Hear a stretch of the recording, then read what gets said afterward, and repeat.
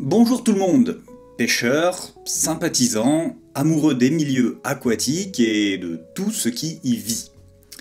Je suis Eras de la chaîne Nervurax Fishing, membre du conseil d'administration de l'AAPPMA de Paris, l'UPP, et tortionnaire notoire semble-t-il. Qu'est-ce que c'est que cette histoire de solution diplomatique? J'ai réussi à éviter la catastrophe, sire, le sang ne coulera pas. En a eu chaud. Aujourd'hui, le monde de la pêche fait face à une menace grandissante. Des détracteurs, regroupés dans des associations animalistes comme Paris Animaux Zoopolis, tentent avec virulence de discréditer notre passion depuis quelques années déjà, diabolisant les pêcheurs que nous sommes et agissant sous forme de lobby, à la faveur sans doute d'un électoralisme grandissant, pour tenter de faire purement et simplement interdire la pêche en France. En échange des marais, nous ne serons pas attaqués. Comment on échange? Vous leur avez pas refilé des terres quand même? Aujourd'hui, c'est la pêche au vif qui est visée à travers une véritable attaque coordonnée dans plusieurs localités. Ce sont les ardillons, mais c'est aussi le no-kill et vous l'aurez compris, en somme, c'est bien là une tentative de nous diviser, de nous monter les uns contre les autres, pour ouvrir la voie à une interdiction pure et simple de notre loisir, avec toutes les conséquences qui s'en suivront. Ouais, oh, c'est pas bien grave, hein. Au lieu de nous attaquer juste par le sud, ils nous attaqueront de tous les côtés en même temps, quoi, hein. De toute façon, ils sont chez eux, ils font ce qu'ils veulent. C'est pourquoi aujourd'hui, je vais lancer un appel. Un appel à faire bloc, à se mobiliser, adressé à tous les pêcheurs, à nos instances, à nos amis de tous bords. Si vous avez une chaîne YouTube, une page Facebook, vous trouverez en description un lien pour télécharger cette vidéo et la publier sur vos propres réseaux en votre nom. Vous trouverez également le script, les sous-titres, la vignette et toutes les informations nécessaires pour vous inspirer de notre message ou tout simplement le relayer. Il y a également un challenge photo et le hashtag Je soutiens la pêche. Je reviendrai en détail sur cet appel en fin de vidéo, et vous avez tous les timecodes dans la barre de lecture si vous voulez passer aisément d'un chapitre à l'autre. Les barbares ont avancé leur catapulte jusqu'au bord des marais. On est encerclés. Tiens donc! Vous êtes fiers de vous? Par avance, je m'excuse, cette vidéo risque d'être un peu longue et pas forcément très visuelle. Mais elle est nécessaire, vous pouvez la podcaster si vous voulez, je ferai en sorte que vous n'ayez pas besoin d'avoir les yeux dessus au montage. Récemment, des vœux ont été émis par la métropole de Grenoble et la mairie de Paris. Ces derniers demandent respectivement aux préfectures de l'Isère et de Paris l'interdiction pure et simple de la pêche au vif, et de surcroît l'usage d'ardillons en ce qui concerne Paris. Je ne m'étalerai pas sur le contenu complet de ces vœux, mais je vous mets les liens en description afin que vous puissiez les consulter directement et vous faire une idée de tout ça.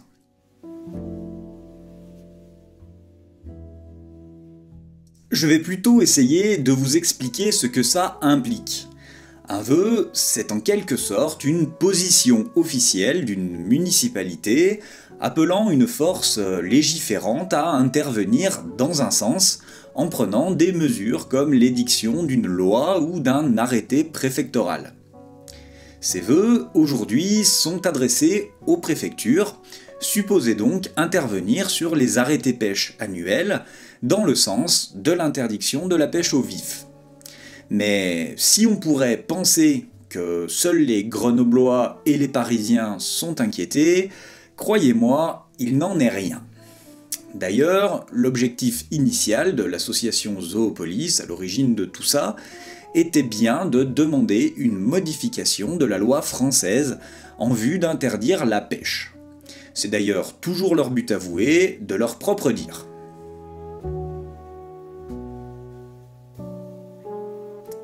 Nous sommes donc tous concernés, sans exception. Dans ces vœux, il est donc question de l'interdiction de la pêche au vif. C'est une technique que personnellement je ne pratique pas. J'ai mes raisons, qui sont les miennes, mais aujourd'hui, même si je pense qu'il est absolument nécessaire d'avoir un débat autour de cette pratique, particulièrement dans le cadre du catch and release, je me bats bec et ongle pour que ceux qui la pratiquent puissent continuer de le faire. Et ce, pour une multitude de raisons. Déjà, parce que ça émane de gens qui, plutôt que d'engager le dialogue, ont lancé une véritable offensive sournoise, dans le but de nous prendre de court et de nous imposer des choses sans aucune consultation préalable. Les problématiques soulevées par les détracteurs de la pêche sont, évidemment, celles d'une supposée souffrance animale, et d'une sentience affirmée, dont les fondements scientifiques sont plus que discutables. Là où certains avancent comme preuve des modifications de comportement constatées empiriquement, c'est-à-dire par l'expérience, comme dans ces articles que je vous mets en description, d'autres se fondent sur les neurosciences pour établir que le système nerveux des poissons n'est pas suffisamment développé pour permettre la perception consciente de douleur et que les nocicepteurs engagés, c'est-à-dire les capteurs de la douleur, ne déclenchent qu'une réponse de fuite réflexe, c'est-à-dire indépendante de toute conscience. Je tiens néanmoins à bien situer les choses pour des questions d'honnêteté intellectuelle. On ne peut pas affirmer aujourd'hui que les neurosciences soient une science parfaitement établie dont on puisse être absolument sûr.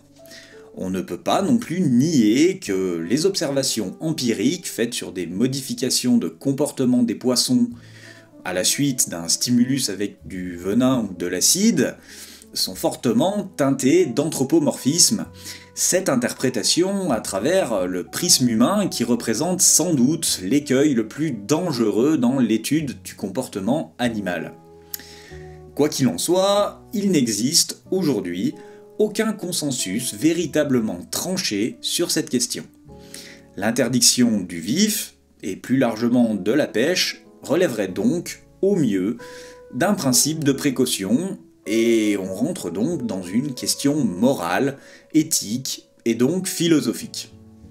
Où positionner le curseur, sans être particulièrement fan des sophismes de la solution parfaite et des arguments de pente glissante, j'aurais tendance à dire qu'aujourd'hui, nous pourrions aller très loin dans la destruction de nos libertés en suivant ce fil. Que penser alors des champignons dont les réseaux de mycélium unifient des forêts entières pour en faire, selon certains spécialistes, des entités à part entière ?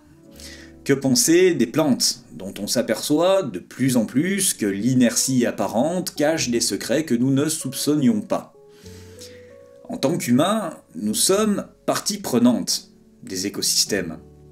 Nous sommes un maillon, parmi d'autres, avec nos interrogations et nos remises en question.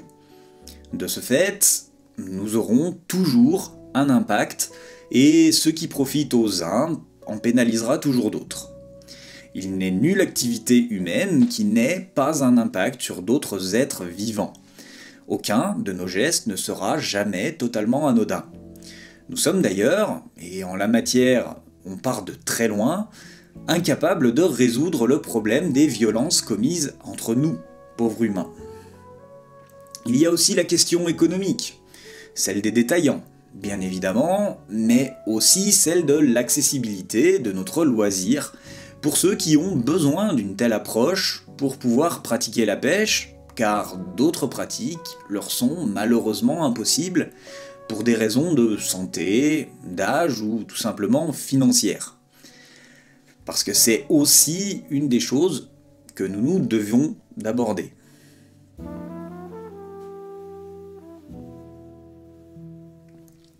Face à nous, nous avons des animalistes. Il s'agit de gens suivant une idéologie selon laquelle chaque être vivant, considéré comme sentient, devrait être traité de la même manière qu'un individu humain. Alors, attention à ne pas faire d'amalgame avec le véganisme ou le végétalisme. Les animalistes sont forcément véganes, mais l'inverse est loin d'être vrai. Donc de grâce, arrêtez de troller les véganes ou les écolos. On n'a pas besoin de se rajouter des ennemis. Mais revenons à nos moutons. Chez les animalistes, le véritable problème est ce curseur de la sentience. Il ne nous viendrait évidemment pas à l'idée, pas sérieusement en tout cas, de pêcher avec un chat ou un chien vivant, ni même avec un oiseau.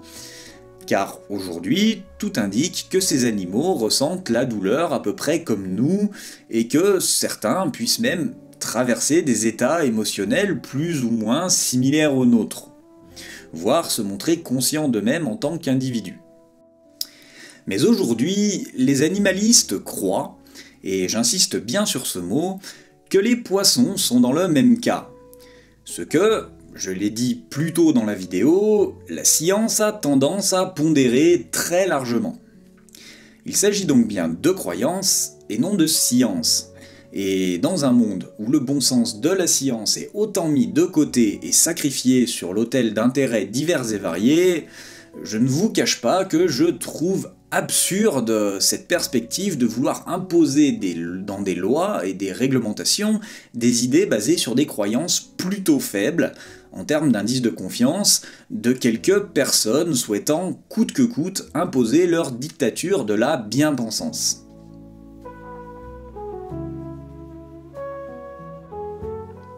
Aujourd'hui, évidemment, la part des gens estimant que l'écologie est une problématique fondamentale dont nous devons nous saisir de toute urgence est devenue largement majoritaire et ne cesse de grandir. Et le discours animaliste en profite. Mais les animalistes ne sont pas des écologistes. Ils utilisent ce masque pour séduire les masses et les politiques, mais leurs considérations sont diamétralement opposées à celles qu'en tant qu'écologistes convaincus, nous défendons. L'écologie, déjà, est une science, et non une idéologie. L'écologisme étant l'idéologie politique fondée sur l'écologie. Enfin, sur le tract, parce qu'une fois dans un hémicycle... Bref. L'écologie, en tant que science, elle, considère la nature comme des écosystèmes imbriqués, intriqués les uns avec les autres, avec des équilibres complexes mettant en jeu l'interdépendance des espèces et leurs rôles respectifs, indépendamment de toute notion de souffrance ou de bien-être des uns ou des autres.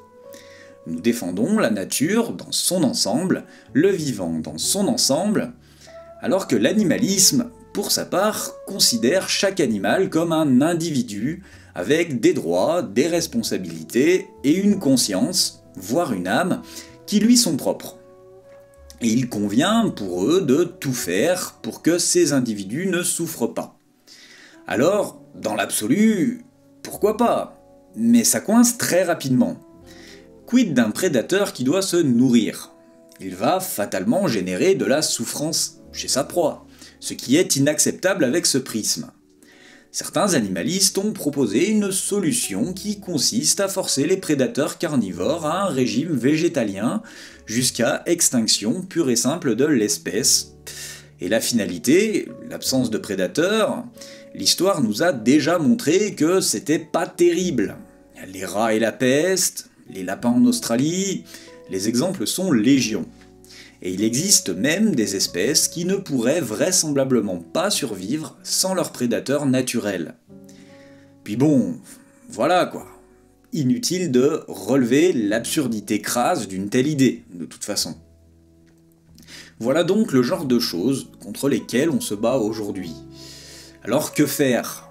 Comment répondre? Comment tenir le débat et tenir la barre dans cette tourmente ubuesque? Déjà, malgré nos dissensions, il convient de respecter ce que nous pourrions considérer comme l'ennemi. Lui manquer de respect, c'est lui donner des armes contre nous, juridiques, médiatiques, et j'en passe. Ce genre d'associations sont spécialistes pour ce qui est de se faire passer pour des victimes. Alors, ne leur en donnons pas l'occasion. Dès aujourd'hui, tous ensemble, interpellons nos instances. AAPPMA, Fédération départementale, FNPF, sociétés de pêche, clubs et autres associations, et aidons-les à mener ce combat en notre nom. Interpellons les décideurs pour les conjurer de faire preuve de bon sens, car sans pêche, ce seront tous les milieux aquatiques qui seront livrés aux abus de tous bords, les scientifiques qui les étudient qui seront privés de données, et l'écologie qui en souffrira fatalement. Je vous invite à interpeller les professionnels de la pêche autour de vous, détaillants, pisciculteurs, distributeurs et fabricants de matériel, et à leur rappeler que la pêche est leur fond de commerce, sinon la passion que nous partageons avec eux. Si vous connaissez des associations qui partagent notre intérêt pour les milieux aquatiques, je vous appelle à vous en rapprocher, à les engager dans ce combat qui est le nôtre, mais pas que. Je vous appelle à vous manifester pacifiquement et à argumenter sainement autour de nos rôles écologiques, des connaissances scientifiques actuelles, de notre philosophie et de notre amour de l'eau. Sans violence, sans insultes, sans provocation. Ne soyons, encore une fois, pas les méchants de l'histoire. Nous sommes avant tout des amoureux de la nature, conscients et connectés au vivant, qui raisonnons en termes d'écosystème. Nous surveillons, nous protégeons, nous finançons la protection et la restauration des milieux aquatiques au travers d'une mission reconnue d'utilité publique par l'État. Aujourd'hui, la pêche, c'est plus de 18 millions d'euros consacrés à la préservation de ces derniers. C'est un poids économique de 2 milliards d'euros et des millions d'électeurs. Nous avons des valeurs de partage et de respect. Il n'y a qu'à voir nos sempiternels débats sur ce qui est mieux ou moins bien pour les poissons que nous recherchons. Et surtout, nous sommes assez grands pour faire évoluer nos pratiques tout seuls quand c'est nécessaire. Je vous appelle enfin à prendre vous aussi la parole, à partager ce message massivement sur vos réseaux, vos chaînes, vos pages. Encore une fois, je vous mets tout à disposition dans la description. Liens de téléchargement, scripts, sous-titres, bibliographie, etc. Avec l'UPP, on a aussi lancé un challenge photo. Il consiste à se prendre en photo avec une pancarte « Je soutiens la pêche » et à l'envoyer à l'adresse je soutiens@pêcheurdeparis.fr et la partager sur vos réseaux avec le hashtag « Je soutiens la pêche ». Et pour ne rien gâter, les meilleures photos recevront une casquette et un t-shirt aux couleurs de l'UPP. Il y a également un filtre pour vos photos de profil Facebook, je vous mets aussi le lien en description et avec tous les autres. Défendons la pêche. Pour vous, pour nous, pour les milieux aquatiques, pour les poissons, pour la science et pour notre liberté de vivre notre passion. Nous devons nous mobiliser, tous, massivement, pour inverser la vapeur. Faisons déchanter ceux qui crient déjà victoire. Si nous nous soulevons tous contre la dictature des bien-pensants, nous, pêcheurs d'eau douce, de mer, vifeurs, leurristes, moucheurs, toqueurs, pêcheurs au cou, carpistes, siluristes, parisiens, grenoblois ou d'ailleurs, alors nous pourrons peut-être faire face. Mais une chose est sûre, nous ne pourrons faire face qu'à la faveur de l'unité. Maintenant, c'est à vous de jouer. Je vous laisse réfléchir à tout ça, et sur ce, soyez proactifs, défendez la pêche, et à la prochaine.